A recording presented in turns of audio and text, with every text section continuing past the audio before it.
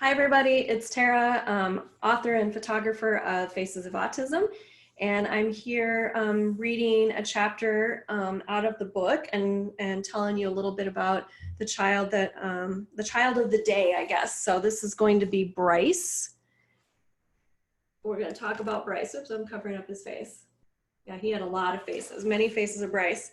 So I'm doing this for Autism Awareness Month and just kind of, I don't know, it's been a challenging time, and I wanted to put something out in the world that, I don't know, my way of shining a little light into the turbulent times that we're in right now. Plus I'm isolated at home with my teenagers. So this is one way for me to kind of stay occupied and do something meaningful. All right.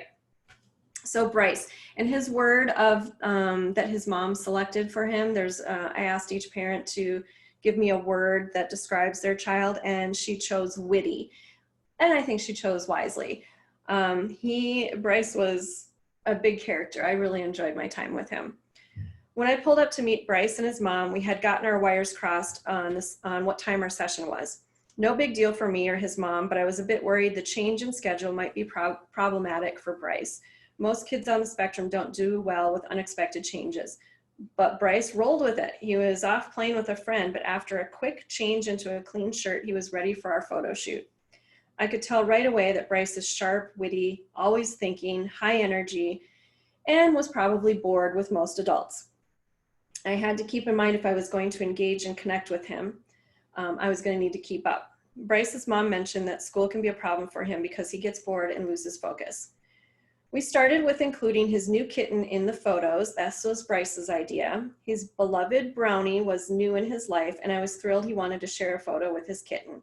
You could feel the love Bryce has for this new kitten, as he was so gentle and loving. They were really sweet together. I'll try and show you the picture right there. Aw, cute.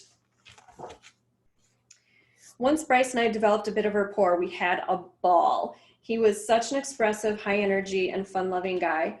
I mean, really, look at his faces. I think the misconception of autism is that there's a certain lack of emotion. Yeah, I don't know. What does that look like? But this was not the case. And that's a good lesson here, that no child is alike and no child with autism is exactly the same either. Mom wrote, I have learned what unconditional love is. Every day is different, and you just have to roll with it the best you can. I really enjoyed hanging out with him. We goofed around a lot, and I could have spent the whole afternoon photographing him. His freckles, laugh, and quick wit had me captivated. And that was true. I just really had a ball working with him. And he had so many fun faces, and we had a really good time. You know, I was kind of encouraging him to make, show me a sad face and show me a happy face, and he really got into it.